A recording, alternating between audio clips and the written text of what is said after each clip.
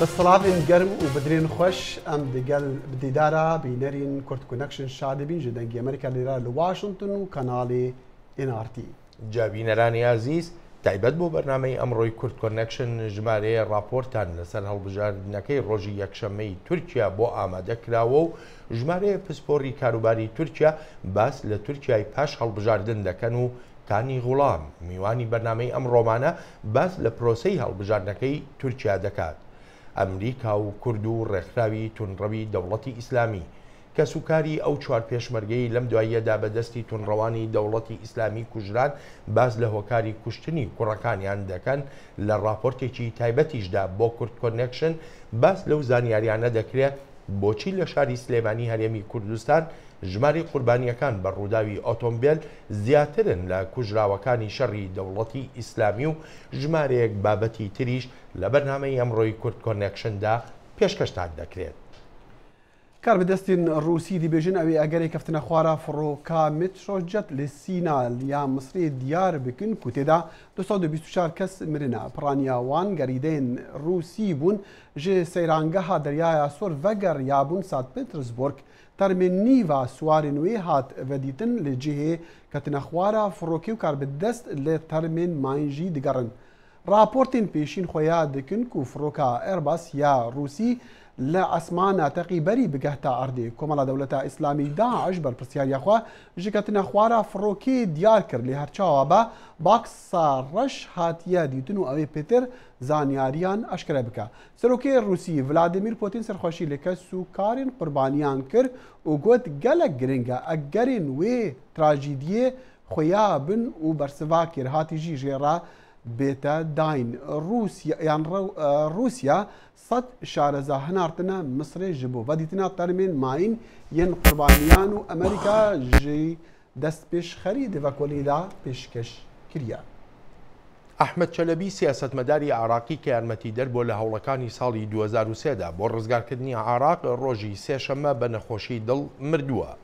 یاسادانەران و تەلەڤیزیۆنی عراقی دەڵێن چەلەبی تەمەن 71 ساڵ لە ماڵەکەی خۆیدا لە بەغدا مردووە و دوا پۆستیشی سەرۆکی لیژنەی دارایی بووە لە پەرلەمانی عراق. ئەحمەد چەلەبی زۆربەی ژیانی لە بەریتانیا و ئەمریکا بەسەر بردووە و لەسەر وەختی بەر لە شەڕی عراق بۆ لادانی سەدام حوسێن لە دەسەڵات پەیوەندیەکی نزیکی لەگەڵ ئەمریکادا هەبووە و زانیاری زۆری لەبارەی چەکە کۆمەڵکوژیەکانی سەدامەوە داوە بە ئەمریکیەکان بەڵام دواتر ئەو نزیکەی نەما کاتێک دەرکە و زانیاریەکان ڕاست نەبوون. دیرۆکە پێنجە ساڵیە گەشتنا ڤاڵاهیا ئاسمانی دوشەم قۆناغەکردن دەرباز کرد دەگەل بیرەوەریە پانزدەی یا یەکەم مانە درێژدەم یا گەمیڤانان لە ناوەندا ئاسمانیان نێفنێتەوەی ji demê ku yekem car sê gemîvan pêk ve li ser li navendê jiyayîn 220 zana ji hevde welatan li wê navendê mana û jiyana. Zana dibêjin ew navend ji bo mebestên zanistiye û taqîgeha ku 100 milyar dolar li ser hatîne xerçkirin niha 1 milyon pound giran e. Ev bîrewerî hatkirin li demekî ku esmangerên Emerîkî Scott Kelly û yê Rûsî Mikhail Kornenko salekê seranser yan deranderî salekê li wir li wê navendê mane. Zana vekolîna dikirin li ser karîgeriya kêmgiraniyê tîşk û vederkirinê li ser laşê mirovan eger demek dirêj di gemiyan yan di gemiyan de bimînin yan lîvalahûya esmanî. Ev jî amadekariya ji bo hinartina mirovan بۆ سەر حەسارێ سۆر مەریخێ. هەرتەنها یەک ڕۆژ پاش هەڵبژاردنە گشتیەکەی تورکیا هێزی ئاسمانی وڵاتەکە بردومانی بنکەکانی پارتی کرێکارانی کوردستانیان کردووە و ڕۆژی سێشەمەش بردومانکردن بەردەوام بووە. بەپێی ئەنجامە نافەرمیەکان پارتی داد و گەشەپێدانی تورکیا زۆرینەی دەنگەکانی ئەو هەڵبژاردنەی ڕۆژی یەکشەممەی بەدەست هێناوە و هاوکات لایەنە ئۆپۆزیسیۆنەکانی وڵاتەکە ڕەخنە و ناڕزاییان هەبووە بەرامبەر پرۆسەی هەڵبژاردن و لە هەمان دەمیشدا یەکێتی ئەوروپاش ڕەخنەی هەیە و دەڵێت هەڵمەتەکانی هەڵبژاردنەکە ناڕەوا بوون. Hêzên asmaniya leşkerê Tirkiya dihê û îro sêşembe hêrişkirina serbingehên serhildayên Kurd. Leşkerê Tirkiya da zanîn 6 bingehên Partiya Karkerên Kurdistanê kirine armanc.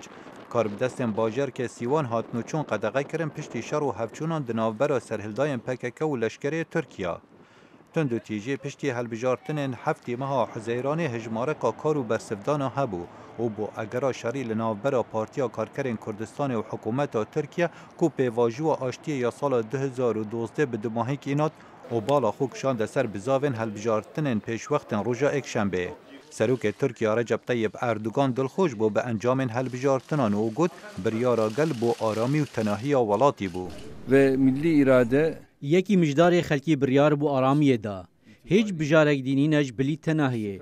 به هیویما انجامش بو گل ولاد باش بن. انجام نفرمین هلبجارتنا دیارد کرن پارتیا داد و گشپیدان اکپ زیده تر جه 49 صده جه سرجم دنگام بدز و اینات کنزیک 9 صده زیده تر جه انجام هلبجارتن مها حزیرانه.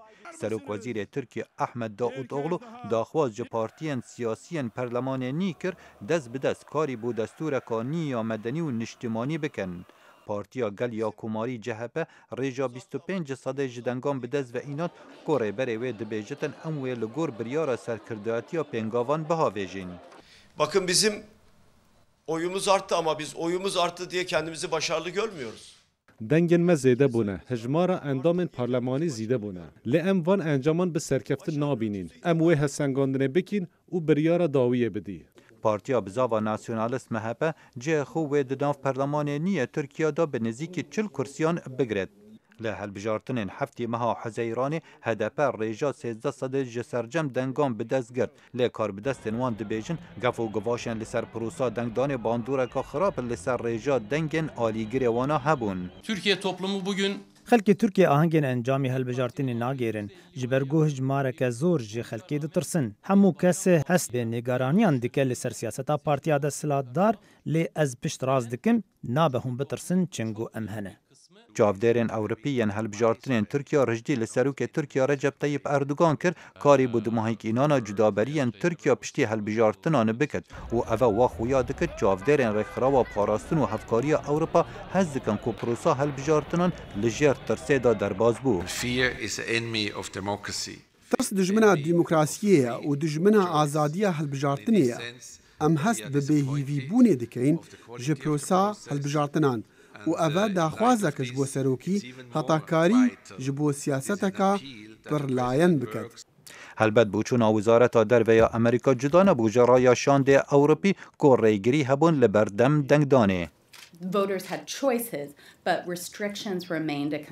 خلکی بجار هنه لی ریگریان ام نیگران کرین. راپورتا داویه لدمک زوده تراغه هاندن. نیگرانیا نافخوی و جهانی لسر پرسا هلبجارتنان پیناچد گهارینا لسر روشا سیاسی یا ترکیه پشتی هلبجارتنان بکد لی انجام هلبجارتنان و سرکفتنا اکپه و چند کاریگر بد بود ماهی کاتنا گرجی سیاسی و پیشخستنا آبوری و درفتا پیواجو کانی آشتی دگل کردان. خالق فتاح دنگ امریکا. و پشتی سرکتنا پارتیا داد و پیشوچونی ده هلبجارتنین روژا یک شم دا برژه که کوی بکاربا حکمت لحال خواه دامزرین گل کس ده پرسن گلو آک پارتی ده هولان بده جبو چرا سرکرنه یان چاکرنوا زیانا به بنماین دموکراسیت کفتین لترکیه. احمد داود اوغلو سرک وزیر دمی و دیاره ده سرک وزیر داهاتی جیبا جی پارتیین سرکتین پارلمانی خواست لسر دارشتنا دستورکی سیویل ریگ بکوون و سوزین پیشخستنا پروسه آشتی لسرانسری ولاتی دان. کرد کنکشن پیداچون بسر وان پیشوچونان دا کریا. زۆرێک لە چاودێر ماوەی نێوان هەڵبژاردنەکەی مانگی شەشی ڕابردوو هەڵبژاردنەکەی مانگی یازدەی ئەم ساڵ لە تورکیا بە قۆناغێکی جیاواز دادەنێن لە ڕوانگەی ئەو وەرچەرخانە سیاسی و ئاسایشیانەی لە سیاسەتەکانی ڕەجەب تەیب ئەردۆغان سەرۆکی وڵاتەکە و پارتی داد و گەشەپێدانی فەرمانڕەوای تورکیادا هەبوون. ئێستاش پرسیار ئەوەیە ئایا ئاکەپە کە ئەردۆغان خۆی سەرۆکێتی دەتوانێت لەسەر هەمان ئەو سیاسەتانەی بەردەوام بێت؟ I think he will have to change. He will have to depolarize Turkey.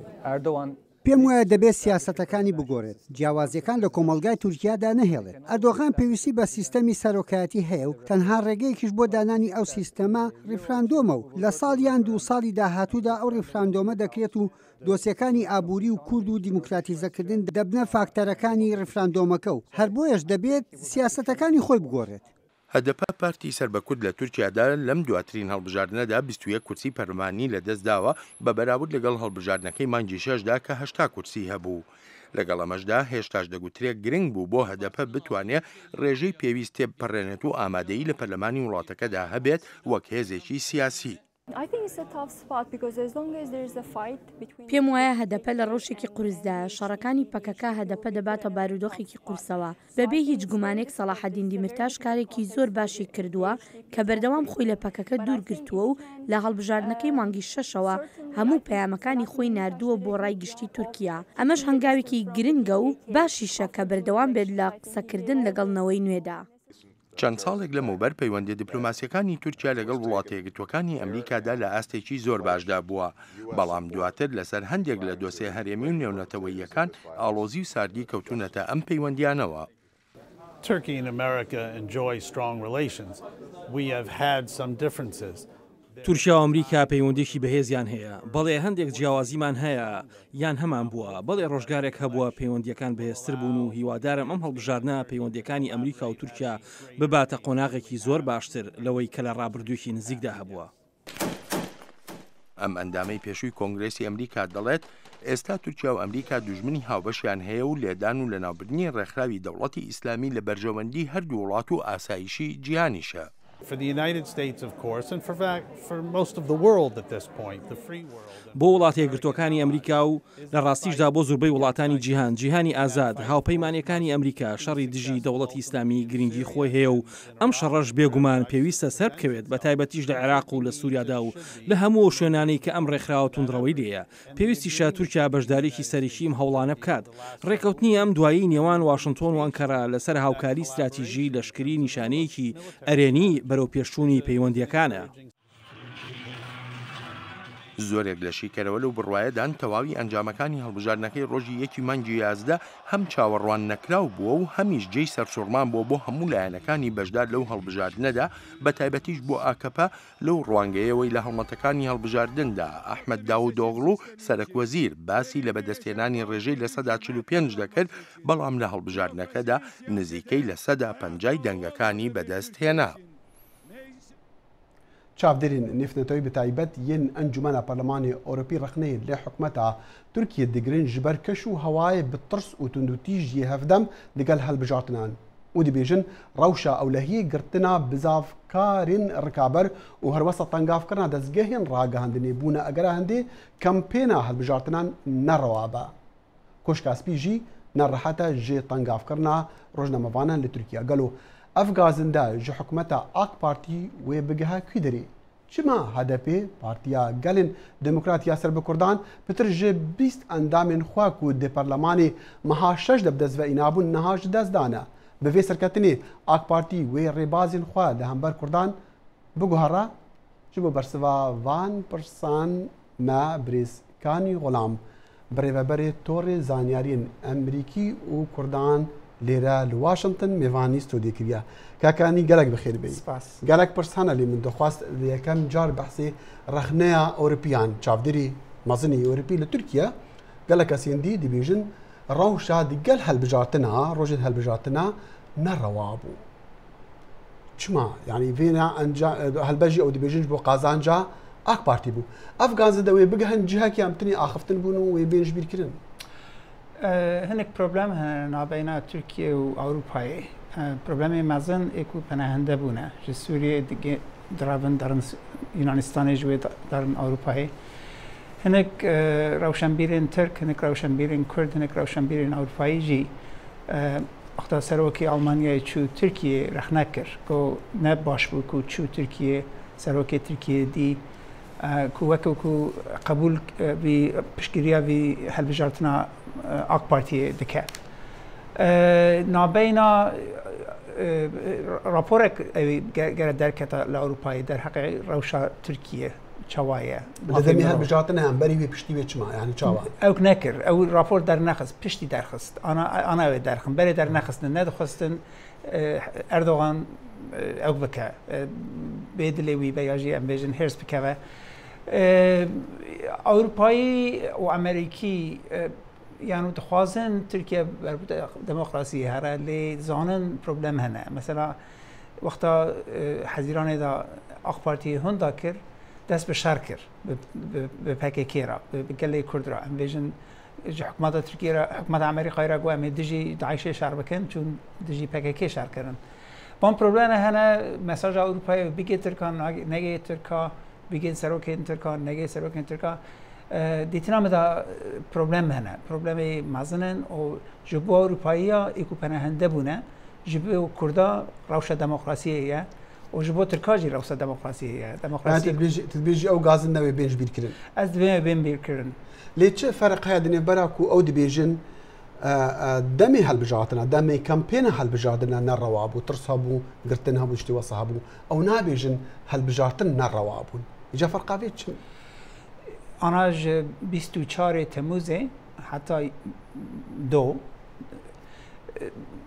لتركيا نباش بود امبيجن بارتيا كردا نكاري بو جوين چيكا جوينه كي لانقره چيكر 102 كس هات كشتن امبيجن جي كي جوين چيد بو نكاربون جوين نكاربون بلاوا كي خود ازاديا كامبيني نبو مثلا تو نبو نا امبيجن 8 ماه ايلوني بالصدا اوفيسين كردا دكانين هدف اوفيسين هدف ايش سروان شيبو نزيكي 10500 كس جهاد بي انا زندان دايه ویاج کینگ دست بکر پشتی حزیرانه دست بکر پشتی هالبجاتین انتیاکی کردها بتر یعنی سکی هشتی کرسیا بربو راسته لینها پنجونه یعنی پنجونه زیکی پیستو یک هنداکر اندام هنداکرن چما اگری بیت چبون کاکانی انا بن گلادا بن شردا زحمته انا تنکار بی هری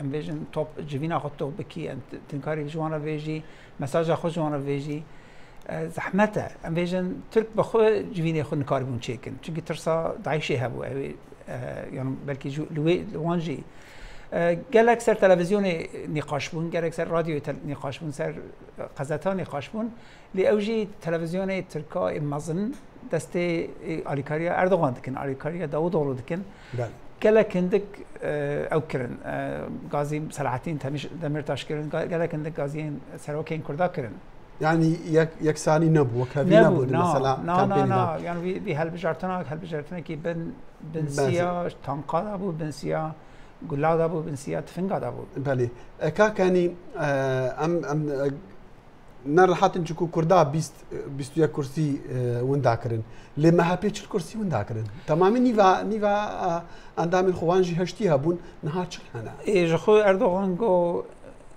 یک گل یک زمان یک یا هر تشت یک اوجی یک چه یک ترک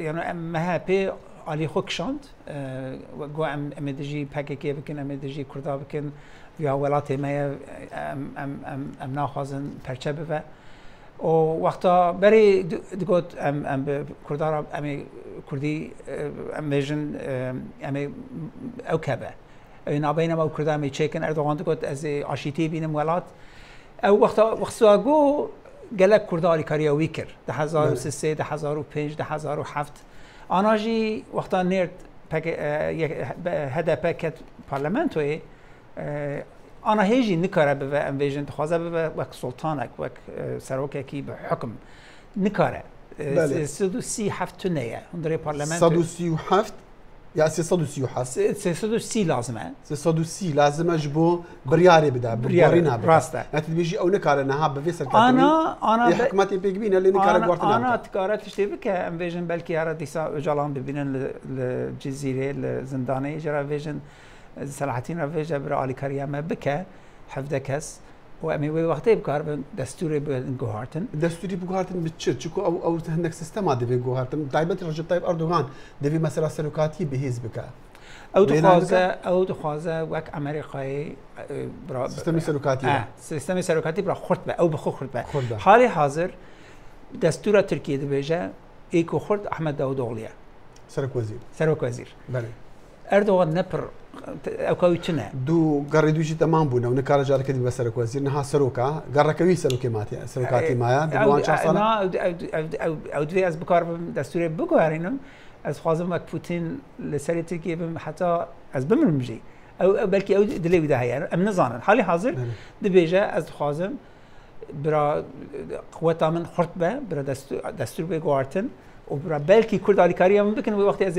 ئۆجاڵانجی ئەمێژن بەلکی بهێلم برا خانیکی دابە برا ئەمێژن سەکرەتەرکیوی هەبە وان نقاش ئەوێ هەبن وان گوتوبێژ ئەوێ هەبن وان حساب ئەوێ چێ بن لێ مەرم نزانە هی زوویە کاکانی هەرتەچات بەری خۆ بدیێ بەری هەر پشتی هەڵبژاتنین ما حەزیرانێ خەڵکی دەگوت و نکار حکوومەتی پێک بنوێ داخوازە هەڵبژاتنی نو بکە و هەڵبژاتنی نوێ بکە کەمپێنێکی دەست پێ بکە لەسەر حسابە مەهاپێ و لەسەر حسابە کوردان و ڕاست دەرکەت ینی ئەفگەل گەلە کەسا دوگوز باوەڕ کەم توشێک شوانگەن وان کەسا بووی و کەمپێنە ئەردوگان و ئاک پارتی و لەسەر حسابە مەهاپی و کوردان بە و دەرکەت ڕاست لێ دەمۆکراسی دەربەکی مەزن خوار ئانا بیرباوەریە ئەوروپایی بیرباوەریە ئەمریکایی لە دەمۆکراسیە ترکی پڕ کێم بوو ئەو یەک ئادەدۆ شرکتێک و دەروا دەچون هەندێک ترکیدا فابرخەوە دەکردن ئانا دەترسن چونکی دخوازن قانون هەبە دخوازن ئەمێژن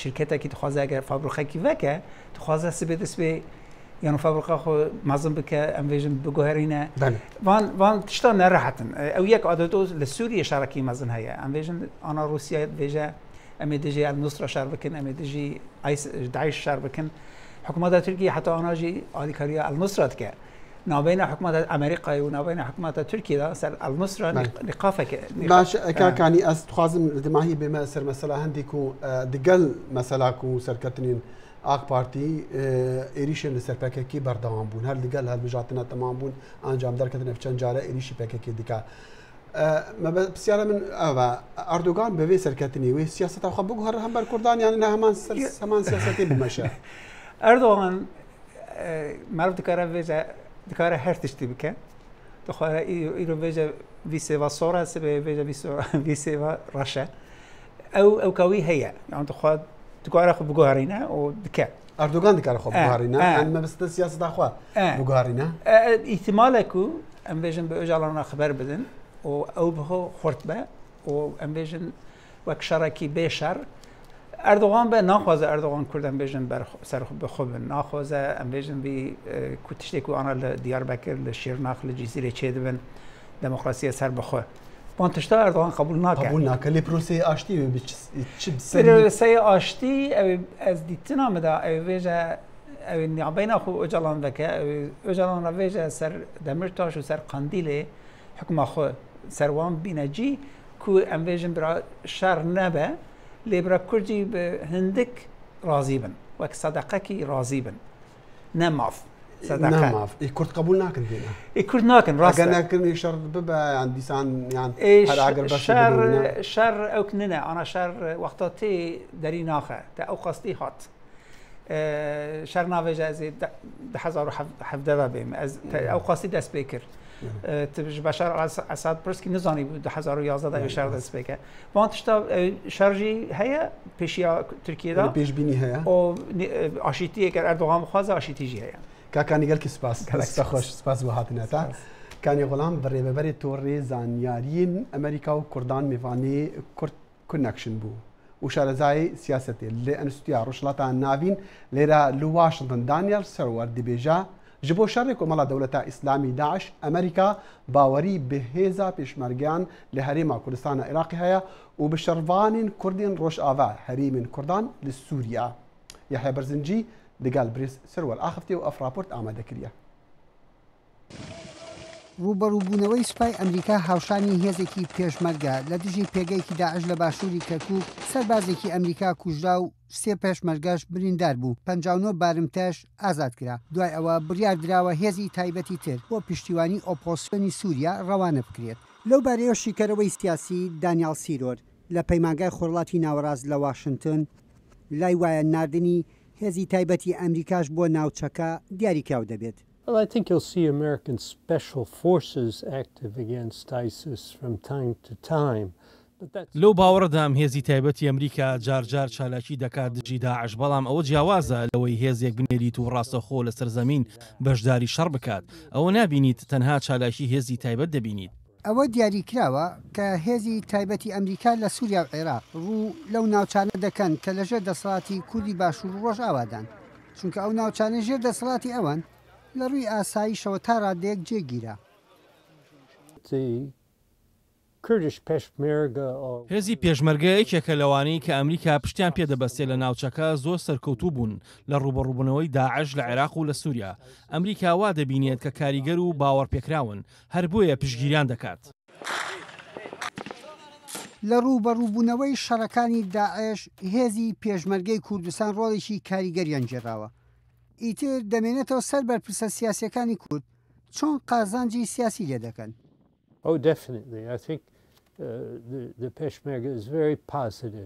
پێشمەرگە ڕۆڵێکی باشی جێڕاوە لە پتەوکردنی پەیوەندی نێوان ئەمریکا و حکوومەتی هەرێم، بەڵام کێشە ناوخۆیەکانی هەرێمی کوردستانە هەندێک لەو پەیوەندی خراپ کردووە، چونکە ئەمریکا دەیەوێت چارەسەریشی یاسایی ئەو ململانیانەی ناو کوردستان ببینێتەوە، بەوەش کوردستان یەکگرتوو بێت بۆ ڕوبەڕووبوونەوەی داعش زۆر گرنگە. هێزی تایبەت لە سوپای ئەمریکا لە هەموو هێزەکانی تر ئامادەترن بۆ جێبەجێگەیاندنی ئەرکە قورسەکان. ئەو کەسانە خاوەن توانایەکی جەستەیی و زەهنی باشن کە زۆرجار لە سەنگەرەکانی پشت دوژمنەوە چالاکی دەکەن و ڕزگارکردنی بارمتەش کاری خۆیانە. یحیا بەرزنجی دەنگی ئەمریکا. کەسوکاری ئەو چوار پێشمەرگەیی لەم ماوەی ڕابردوودا بەدەستی تێرۆریستانی دەوڵەتی ئیسلامی سەربڕدران لە شوێنێکی نزیک شارۆچکەی حەویجەوە دەڵێن هۆکاری کوژرانی کوڕەکانیان دەگەڕێتەوە بۆ ئەو ئۆپەراسیۆنەی پێشتر هێزێکی هاوبەشی کورد و ئەمریکی کردیان بۆ ڕزگارکردنی ئەو دیلانەی لای دەوڵەتی ئیسلامی بوون. دڵشاد ئەنوەر پەیامنەری دەنگی ئەمریکا لە مەراسیمی پرسەی ئەو چوار پێشمەرگەیە بووە. کەسوکاری ئەو چوار پێشمەرگەی کە لە شوێنی ئۆپەراسیۆنەکەی ئەمریکا و ئەنجومەنی ئاسایش لەلایەن داعشەوە سەر بڕدران پرسیان بۆ کوڕەکانیان دانا و ڕەخنەش لە هەرێم و ئەمریکا دەگرن بەوەی ئۆپەراسیۆنەکەی ئەوان سوودی بۆ کوڕەکانیان نەبووە و بە سەربڕینی داون. بەڵام بەداخەوە ئەوەی جێداخە ئەو ئۆپەراسیۆنەی کەوە ئەم لەم دوایە کە هەستان ئەو زیندانیانیان پێ ئازاد کردووە هیچ پەیوەندێکی بە پێشمەرگەوە نەبووە، بەڵکو ئەوە دەستێکی ئەمریکی بوو، هەدەفێکی ئەمریکی بوو کەوا چون ئەوانە ڕزگارکەن. سوور چاکشی ئازانی کەوا پێشمەرگەی دیل لەوێیان نییە. هەستان بەم کارە ئۆپەراسیۆنێکی زۆر گەورە بوو تاکو بڵێ، بەڵام ئەگەر وەکەوە باس ئەکرا بۆ ڕزگارکردنی پێشمەرگە بوو بە هیچ شێوەیە پەیوەندی بە پێشمەرگە دیلەکانیەوە نەبووە.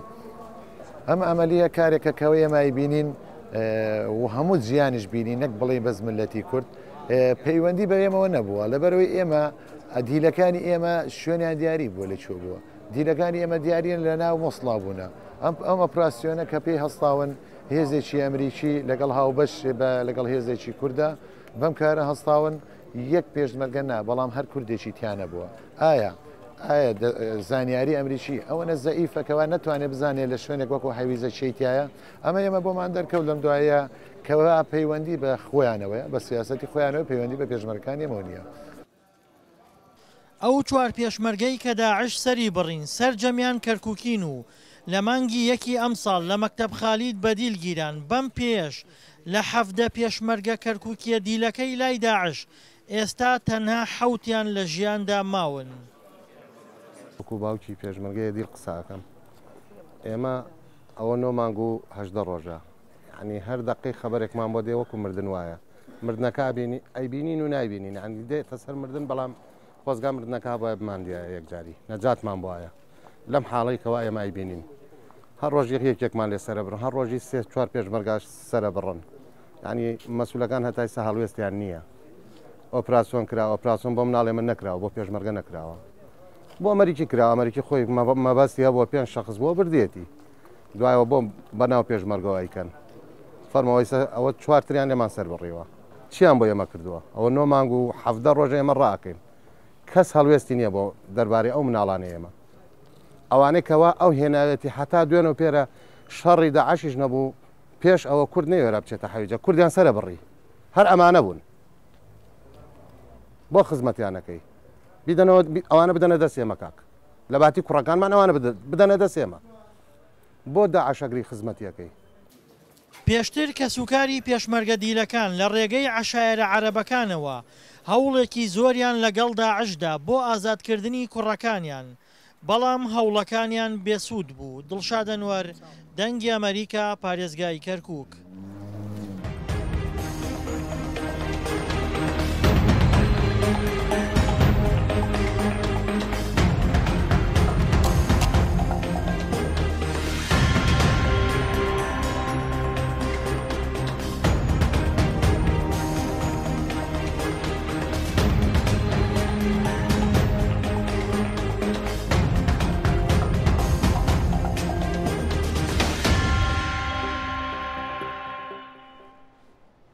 جارێکە دی بخەراتن تەماشەکردنا کورد کۆنەکشن ji Washington ئەمریکا و لە کەناڵی NRT. پامێک و ئەمریکا دیژمارەکە سەربازên تایبەت بهێنر سووریێ ji بۆ پشتەوانیە شەڕوانên xwecihî di şerê Daişda hate pesendkirin li Washington lê çi ji kandîdên hilbijartinên serokatî بۆ جێگرتنا سەرۆک ئۆباما لە 2017 çi komarî çi jî demokrat keyfxweşiya xwe ji vê pêngavêra diyar nekirine. Em ê bersiva kandîdan ji bo biryara Serok Obama di vê raportê de guhdarî bikin. لە کاتێکدا شەڕ لە سووریا پەرەدەسێنێت شێوازی مامەڵەکردنی ئەمریکا لەگەڵ شەڕەکە لە هەڵمەتی هەڵبژاردننی سەرۆکایەتی وڵاتەکەدا مشتومڕی لەسەر دەکرێت. مارکۆ ڕوبیۆی کۆماری دەڵێت دەبێت بەرەنگاری توڕنڕەوانی دەوڵەتی ئیسلامی ببینەوە. یان ئەوان سەردەکەونیان ئێمە ئەوان دەستبەرداری ئەو کارانە نابن لە سووریا و لە عێراق. دەبێت ئەو کەسانە لەناو ببرێن بەوەی ڕێگەیان لێ بگیرێت لە شوێنێکی دیکەدا بمێننەوە. ڕۆبیۆ سەرۆک ئۆباما تاوانبار دەکات بەوەی کە دەستکەوتەکانی ئەمریکای کە زۆر بە زەحمەت لە جیهانی موسڵماندا بەدەستی هێنابوو بەفی ڕۆدەدات. ئەم سەرۆکە بەو دروشمە هەڵمەتەکانی دەست پێ کرد کە ئێمە لە ڕێگەیان لا دەچین پاشەکشێ دەکەین لەبەر ئەوە هەڵبژێردرا کە گوتی ئێمە لە عێراق دەردەچین زوش لە ئەفغانستان دەکشینەوە دەنگم پێ بدەن. بەڵام ڕوبیۆ دەڵێت ئەو پشتیوانی لە بەشدارکردنی زۆری هێزی ئەمریکا ڕاستەوخۆ لە شەڕی دژ بە داعش ناکات لە بری ئەوە دەبێت ئەمریکا کاری زیاتر بکات بۆ کۆکردنەوەی فراوانتری ڕۆژهەڵاتی ناوەڕاست تا شەڕی دژ بە سونە ڕادیکاڵەکان بکەن. پێشنیازەکانی لە بەربژاری دیموکراتەکان بێرنی ساندەرزەوە نزیکە کە ترسی ئەوەی هێناردنی 50 سەرباز بۆ سووریا تەنها دەستپێکێک بێت. 50 سەرباز 50 سەربازە، بەڵام ئەوەی کە جێ نیگەرانی منە ئەوەیە ئەمریکا جارێکی دگا خۆی بخاتە جێژاوێکی تر کە هەرگیز کۆتایی نایەت و بەرەو جەنجێکی هەمیشەی دەڕات. جیهان دەبێت یەکگرتوو بێت. دەستەی هەڵبژاردنەکانی هیلاری کلنتنی دیموکرات لە بەیاننامەکەیدا ڕادەگەیەنێت کلنتن نردنی ژمارەیەکی سنوورداری سەربازی ئەمریکا بۆ سووریا بەباش دەزانێت، بەڵام دژی شەڕێکی زەمینی گەورەیە لە ڕۆژهەڵاتی ناوەڕاست. هێزەکان ئەرکی شەڕکردنیان نییە. کۆشکی سپی جەخت دەکاتەوە لەوەی ڕۆڵی ئەم هێزە تایبەتە مەشق و هاوکاریە. سەرۆک چاوەڕوانی ئەویان لێ دەکات کە کارگەریان هەبێت لەسەر بەهێزکردنی استراتژیمان بۆ دروستکردنی توانایی هێزە خۆجیەکانی ناو سووریا کە بتوانن شەڕی دەبرداعش بکەن لە وڵاتەکانی خۆیاندا. کاربەرستانی بەرگری دەڵێن سەربازانی ئەمریکا لە چەند هەفتەی داهاتوو دەچنە نێو سووریاوە. هێرۆ زەنگەنا دەنگی ئەمریکا. ئەو کاتەی پاکستان دەستی کرد بە ئۆپەراسیۆنە لەشکریەکەی دژی تونڕەوان لە ناوچەی تیرەکان لە ئەرێمی وەزیرستانی باکوور، زۆر کەس لەو ناوچەیەوە پەڕینەوە بۆ ئەو سنووری ئەفغانستان و ئێستاش وەکو باس دەکرێت لەوانەیە هەندێک لەوانە لقێکی ڕێکخراوی تێرۆریستی دەوڵەتی ئیسلامیان لە هەرێمی نانگەرهاری ئەفغانستاندا دروست کردبێ. ئەندامن ئێلا شینواری لە ڕۆژهەڵاتە ئەفغانستانê tên ناسیم bi kulavên xwe yên spî. Wan di destpêka vê salê de malên xwe ji bo wan kesin pêwîst vekirin. Cara pêşî wek hevala hatin. Malbatên wa, tiştên wa û jinên wan li gel wan bû. Wa gotin em hevalên hikûmetê ne. Wan cih ji me xwest û gotin ew birayê me in. Malek Neyaz, mezinê vê êlê dibêje ku kesin biyan, dan nasîn ku ew reviyana ji malên xwe ji ber operasyonên artêşa Pakistanî li Bakurê Wezîristanê. Endamên êlawî, ev malbate kirin mêvanên xwe. Piştî çend mehan, van mêvana çekên xwe derxistin û dest di pirsgirêkên êlê tê werdan. Rojekê wan ala reş hildan û gotin ew dewleta Islamî ne li Efganistanê. Wan ji mirovara gotin sonda piştgeriyê bixwînin. Wan gotin ew ê 500 heta $600 wek maaşek her mehiyê bidin. Em ê malên he biparêsinin bibin hevalên me. Tund tu jiya ji aliyê vê grupê hişt ku bi hezaran şînwarî ji malên xwe birevin. Gelek ji wan malbatan li kempan dijîn. Ji wî demê de milîtanan gelek êrîş bi rêve birine li Parêzgehê û li Celalabadiya paytext. Fermandar êlên xwecihî pal didin ku rabin dijî van milîtanan. Lê xelkê xwecihî دبیجن اوی آلیکاریه بکن تنه اگر حکومت اپراسیونه که دجی گروپ بجیبینه. راویندوسکی، دنگ امریکا.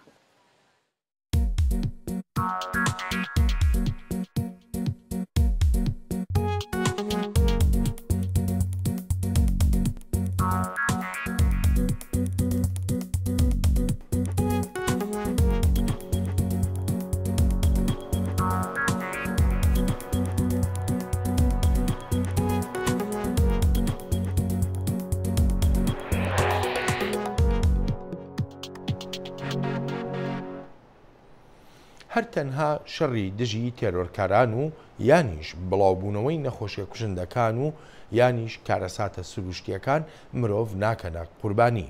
بەڵکو وەک ژیار محەممەد پەیامنێری دەنگی ئەمریکا لە راپۆرتەکەیدا باسی دەکا لە پارێزگای سلێمانی هەرێمی کوردستانی عراق ژمارەی قوربانیان بەهۆی ڕووداوەکانی ئۆتۆمبیلەوە زیاترن بە بەراورد لەگەڵ ژمارەی قوربانیان لە شەڕەکانی دژی دەوڵەتی ئیسلامیدا. بۆچی؟ وەڵامی ئەم پرسیارە لەم راپۆرتەدایە. ئەگەرچی لە ئێستادا باز لە ژمارەی قوربانیەکانی جەنگی تیرۆر بە تایبەت جەنگ لەگەڵ گروپی چەکداری داعش دەکرێت، بەڵام جەنگێکی تر یەخی مرۆڤایەتی گرتووە و ڕۆژ بە ڕۆژ قوربانیانی ئەو جەنگە بێدەنگە لە ناو شەقامەکاندا ژمارەیان زیاتر دەبێت. ڕووداوی هاتوچۆ جەنگێکی مەترسیداری گرنگ کە ئێستا ئەبێتە هۆی پەککەوتنی و لە دەستدانی ژیان و لە دەستدانی ئەندامەکانی جەستە لە کۆمەلگای کوردیدا کە ئێمە ڕەنگە زۆرجا هەربیریشمان لێ نەکردبێتەوە و ڕەنگە زۆرجا بە سادە و ساکاری وەری بگرین. ئاماری قوربانیانی هاتوچۆ لە هەرێمدا زیاترە لە قوربانیانی شەڕی داعش بە جۆرێک بەتەنها لە شاری سلەیمانیدا نزیکەی 5 ئەوەندەی قوربانیانی ئەو جەنگەیە. لە کۆتایی شەشمانگی کۆتایی 2014 و شەشمانگی سەرەتای 2015 ڕوودا و بریندار و جێنەدەستدانەکانی هاتوچۆ بەم شێوەیە بوون. ڕووداوەکانی هاتوچۆ 1982 ڕووداوی هاتوچۆ ڕووی داوە و 170 هاوڵاتی گیان دەست داوە و 2353 هاوڵاتیش بریندار بوون. جگەل لە خراپی ڕێگاوبانی هاتوچۆ چەندین هۆکاری تر هەن کە بوونەتە هۆی زیادبوونی ڕووداوی هاتوچۆ. چەند هۆکارێکی سەرەکی خودی مرۆڤ و شۆفێر بۆ خۆی و خراپی هەلومەرجی ڕێگاوبانەکان و مەرجی تونوتۆڵی ئۆتۆمبیلەکان و خراپی کەش و هەوا. چەند هۆکارێک هەیە کە گرنگترین هۆکارەکانی ڕووداوی هاتوچۆن لە هەموو هۆکارە گرنگتر چەند ساڵێک پێشستا خواردنەوەی مادە کحولیەکان بوو. لە ئێستادا مۆبایل بە یەکێک لە هۆکارە گرنگەکانی ڕووداوی هاتوچۆداڕێ. پێنج کەس سەر خێزان ناو سیارەکە بووین سەرخۆش بوو ئەوەی ئەوەیە دابەزی مازدایەکی پێ بوو هەر ئەوە نەمان ئاگا لێ بوو لێیان هەڵیێنە ئەو بەرجادەکە. بۆ هەر جەنگێک وڵات بە تەواوی ئامادەکاری دەکات لە ناوخۆی ئەو وڵاتەدا بۆ ڕوبەڕبوونەوەی ئەو جەنگە. پرسیار ئەوەیە ئەی چی کراوە بۆ ڕوبەڕبوونەوەی ئەو جەنگە مەترسیدارە بێدەنگە لە ناو شەقامەکاندا. پلانی ئێمەکو بەڕێوەبەتی هاتوچۆ خۆی لە چەند خاڵێکی سەرشیدا دەبینێتەوە چڕکردنەوەی ئیجراعاتەکانمان دژی شۆفێری سەر پێچیکار لەسەر شەقام و ڕێگاوبانەکان هەڵمەتی هۆشیاری و ڕێنمایی بۆ هاوڵاتیان و شۆفێران و ئەو کارانە چەند کارێکی تر کامانە کاری بە بەردەوامی ئێمەنوەکو بەڕێوەبەتی هاتوچۆی سلێمانی. ژمارەی ئۆتۆمبیلەکانیش بە وتەی بەڕێوەبەتی گشتی هاتوچۆی هەرێم ڕۆژ بە ڕۆژ زیاتر دەبێت بە بڕوای شارەزایانی بواری ئەندازی هاتوچۆ لە هەرێمدا بە گشتی ڕەچاوی توانای شەقامەکان و هێنانی ئۆتۆمبیل لە دەرەوەی هەرێم نەکراوە. ئەمەش بۆتە هۆی قەرەباڵغەیەکی زۆر لە ناو شەقامەکاندا و زیادبوونی ژمارەی ڕووداوی هاتوچۆ. ژیار محەممەد، دەنگی ئەمریکا، سلێمانی. بەری چەند ڕۆژان سەرۆکی ڕێخستیا کاردۆخ ji بۆ پێکڤەژیانê لە هەرێما کوردستان عێراقی سەید محەممەد mêvanê dengê Amerîka bû û hevkar Salih Demîcer jê pirsî ka pêk hatên herêmê çawa pêk vedijîn û rolê wan çiya di şerê Daişê de. ساڵن و هەدوویەکی خۆم ئاوانی خەڵکی ملەتی کورد ئاوارە بوو ئەو تەسویری خۆ ئاوارەبوون خەڵکی ملەتی کورد هەستێکی دلسوزی مابینە خەڵکی دنیای دروستکی کە دیفاع کوردها بکەن وێ جارە قەزیە ناوعکی دیکە بوو ئەو حجومە خود داعش سە خەڵکی فەقیر و هەژار کرد لە هەموو جێک لە کوردستان لە عێراق لە سووریە ئاوارەبوون مەسیحی و ئێزیدی و تورکمان و شەبەک و کاکێی و ئەوە هەموو یعنی عام کورد و عەرەب و سنی و ئەو تەسویر و ڕنگدانەوە ئەو دیفاعی خۆ کوردستان لێ پێکاتانە کرد ئەو تەسیرێکی زۆر باشە وەکی ئەمریکا باشتر ناسیتن و باشتر ملی خۆ بدەتە بن و هاریکاری مە بکێتن. باشە کاکسەید لەسەر وەکت بێ بوارێکەوەن تێدا کار دەکەن زانی ئەها هەرێم بە تەواهی و بە تایبەتی هەرێمە کوردستانێژی ڕاستی شەرێ وەکت بێ چەکدارن داعش دەبێ ئەو ژی هەمی تشتێ جوان دەوێت وی بواریدا هەوڵ دەدن بکوژن دخوازن ئەو ژیانە لەگەل هەف نەمینە دخوازن هەمی پەیوەندی لەگەل پێکاتەین جوواکێ تێک بچن باشە هون چاوە دکارن بڕیا وەک دەبێ دکومنتێن خوا بڕیا تشتێن چالاکیین کوونە و دکن لە بۆ خەلکێ وەک دەبێ ڕۆنی بکن وەک دەبێ ئەو نەریناوان ئەو ڕێبازاوانە ڕەش دەوێ دەربارێدا. ملت دنیای هیچ وەختێک ملت لە ناو ناچیت. ملت کوردستان لە ناو ناچیت بە شەڕک و دوو شەڕ و کیمیایی و ئەنفال و زنده بچالکردن و مە زۆر نەهامەتیەتی تیلتورە تاریخ ئەم چجار لە ناو ناچین چون مە ئیرادەی هەیە ئەو پێکەوە ژیانی ئاینی و نەتەویل کوردستانن لە ڕۆح و جیانی مەدا سەر هەڵدای ئەز یەک نمونە بوون بینم من کوڕاکی هەی ناوەکی ئیسلامی نسەدانای ناوی سید عەبدوڵڵا کچێک من هەی ناوی لۆزانە ناوەکی مەسیحی من نسەدانای کوڕاکی دی منی هەیە کچێترە ناو بنیامین من نسەدانای ناوەکی یەهودی منی دانای سەر مەقسەدا من ئەو پێکەوە ژیانە ڕنگ دایتەوە ژیانە هەموو میلەتی کورد میلەتی کورد لە توورە تاریخ هەتانوکە ئەو دیکۆمنتە خۆما دروستش کردێ بە هەندی زۆرتر ئەهەمیەت دایتێ کە ئەو نیشە بدەین ئەو میلەتی کورد میلەتێکی ئاشتیخوازە میلەتێکی شەرخواز نییە میلەتێکی دیفاع المەظلومت کردن و ئەم دی بەردەوامیش من سەوی فەرهەنگ و کەلەپۆرە خۆ داعش ممکنە بشتن مە بکوژیتن خانیمە خراپکەتن حجم بینیتن ئەمە ئەم نەشتن ئەو فەرهەنگ و کەلەپۆرە پێکەوە ژیان و ئاشتیخوازی میلەتی کورد لە توورە تاریخە بۆ لەناوبەت هیچ هێزێک نەشتن ئەوەی لەناوبەت باشە گەلێک دەبێژن داعش بنگەهە خۆ هەیە لە هەرێمێ وەک بێ لە عێراقی و سووری بەتەواهی بنگەها وەک بێ داعش براستی ئەو خەلکی سیڤیل لە پشتگیریاوان کرد لە گۆڕ ئەو پێداچوونین کە هون دکن خەلکی هەرێمێ یەن سیڤیل پشتگیریا داعش دکن ئانژی تەنێ کەسن هەنە وەکت بێ باوەکی تایبەت بە شێوەیەکی تایبەت داعش خۆ دگینەوان وان بکارتینە دە شەڕی خۆ دژی پێکاتەیەن هەرێمیدا داعش هێزێکی زۆر جاهلە هەندێک خەلک ئەوە قانون دنیاە لە هەموو دنیا باش و خراپ هەیە هەندێک کەس هەیە ممکنە ئاست ڕۆشنبیریوان نزم بیتن یعنی ئاست دینیوان تۆزێک زاڵتر بیتن سە قەزیە ئەوش تێنەگەشتنە دینیوان ئەوانە سوء استفاده القەزیەتکەن یعنی ئەوانە بکارتینن غەلەت بن هەندێک زۆر کەس هەیە داخل داعش بە پشتنگی هینکی خود داعش بچاوی خودیتی کە چه زاڵمەکەن چه قەددارەکەن چه زۆلمەکی خەلکی و بەشەریەتێتکەن بەعام یعنی پەشیمان بوونە و تێنەوە یعنی ئەما داعش هیچ نفوذێک ناو میلەتی کوردە نابیتن هیچ جێگەک نابیتن چون میلەتی کورد میلەتێکی ئاشتیخوازە داعش ئاشتیخواز نییە هەر قەزیە دینی دروستە لە قەزیە دینیش هەموو غەلەتە و مەشاکلێت زۆر مهمێت هەیە و شۆلەوان دروست نییە ئەمە میلەتی کورد میلەتێکی ئاشتیخوازە هەر کەسێک ئاشتیخواز بێتن میلەتی کورد ڕەخیویە بەێ سەید محەممەد سەرۆکی ڕێخستنە کاردۆخ ئەم تا گەلک سپاس دکەنج بۆ وێ زۆر سپاس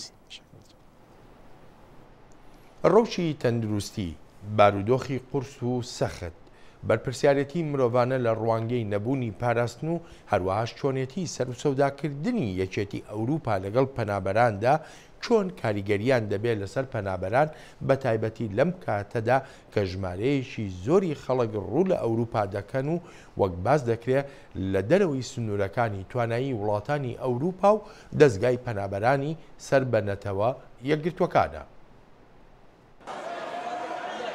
لە جەنگەوە بۆ جەنگ هیلاکی و شەکەتی ڕێگەکان برسێتی و سەرماسۆڵەی سنوورەکان ڕێ لە بەریەکەوتن و تووڕێی ناگرێت چیرۆک و بەسەرهاتە بەسوەکانی ئەم کۆچە ملیۆنیا لەگەڵ هیوای گەیشتن بە نیشتیمانێکی دیکە تێئەپەڕێ هاوکات ترسێکیش لە ئارادایە کە ئەم کۆچە سەرجەم ململانی ئاینی و کۆمەڵایەتی و کولتوری و جیهادی و پەرژیریەکان لەگەڵ خۆیدا دەبات بۆ ئەوروپا قەیرانی گەورە لە دوای ئەم کۆچی بەلێشاوە دەست پێ دەکات.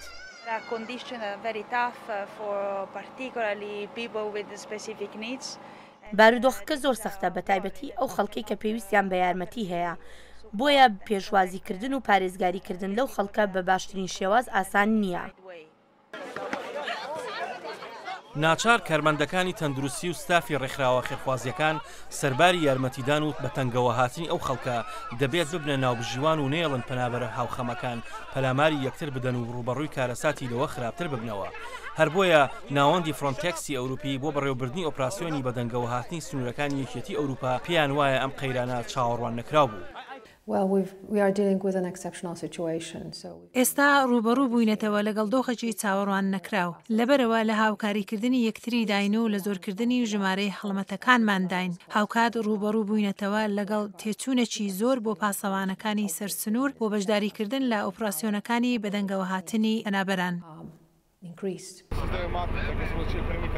لە دوایم قەیرانە زۆربەی وڵاتانی یەکێتی ئەوروپا کەوتنە دۆخی ئامادەباشیەوە بۆ ڕێخستن و مامەڵەکردن لەگەڵ قەیرانی پەنابەران و سنوورەکان. ئەوروپا بە ناچاری کەوتۆتە بەردەم بەرپرسیارەتێکی بێوێنەی شارستانی مرۆیی گەورەوە، بەڵام لە هەندێک شوێندا پەنابەران لە دۆخێکی خراپدان. یارمەتیمان نادەن، تەنانەت لێرەش ئازارمان دەدەن.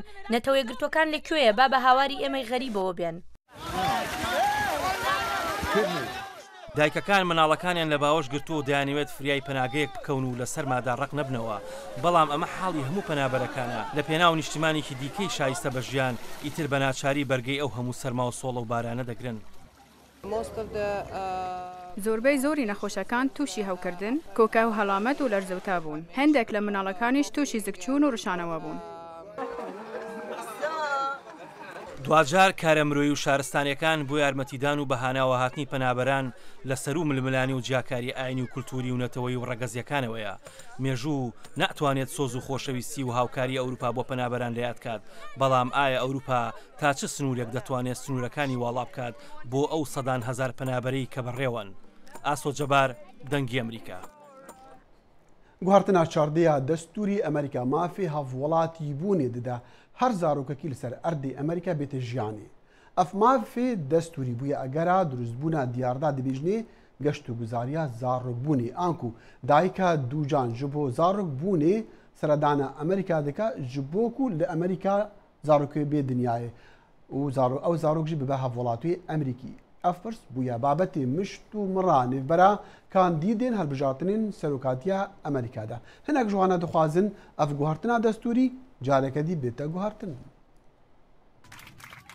لە سەرەتای مانگی دەدا خانمێکی تایوانی لە نێو فڕۆکەیەکدا کە لە تایوانەوە بەرەو لۆس ئەنجلس بەڕێکەوت بوو منداڵی دەبێت لەبەر ئەوەی فڕۆکەکە ئەو کاتە لە ئاسمانی ئەمریکادا بوو منداڵەکەی ڕەگەزنامەی ئەمریکایی پێدرا بەڵام دایکی ساوەکە ڕەوانەی تایوان کرایەوە. دایکی منداڵەکە کەوتە بەرڕەخنەوە وەک دەگوترێت بەهۆی درۆکردنی لەباری ماوەی دووگیانیەکەی بۆ ئەوەی منداڵەکەی لە ئەمریکادا ببێت. ئەمە تەنها ژن نییە کە گومانی لێ دەکرێت درۆی لەبارەی دووگیانبوونیەکەی کردبێت بۆ ئەوەی بگاتە وڵاتە یەکگرتوەکانی ئەمریکا. لە مانگی سێدا پیاوانی فیدرالی هەڵیان کوتایە سەر نزیکەی 20 شوێن لە ئەستانی کالیفۆرنیای باشوور کە بڕوا دەکرا ئەو شوێنانە لە ساختەکاری منداڵبوونی گەشتیاران تێوەگلا بوون. ئەم جێگایانە خزمەتگوزاری و سەفەر و خواردن بۆ خانمانی بیانی دووجان دابین دەکەن. بۆ ئەو ژنە دووجانانەی هەوڵ دەدەن لە وڵاتە یەکگرتوەکانی ئەمریکا منداڵەکانیان لە دایک ببن. ئەم شوێنانە کە بە ئوتێلی دایکانی دووجان دەناسرێت جێگە و خۆراک بە زۆری بۆ خانمانی چینی فراهم دەکەن و لە بەرامبەردا هەر ژنەیان بڕی 15,000 هەتا 50,000 دلار دەدەن. پێدەچێت ئەو منداڵانی لەو دایکانە لە ئەمریکادا لە دایک دەبن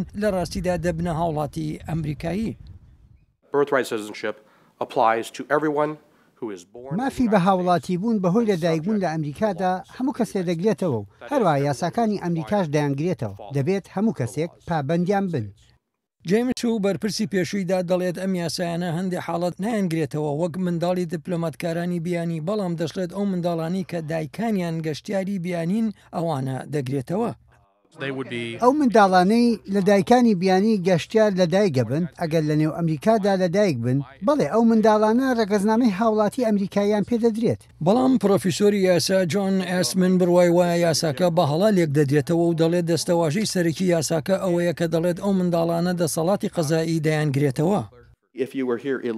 ئەگەر تۆ بە نایاسایی لە ئەمریکادا بیت ئەوە تۆ یەکسەر مافی بە هاوڵاتی بوونت نابێت. ئەوەی لە چواردەمین بژارکاری ئاماژەی پێدراوە.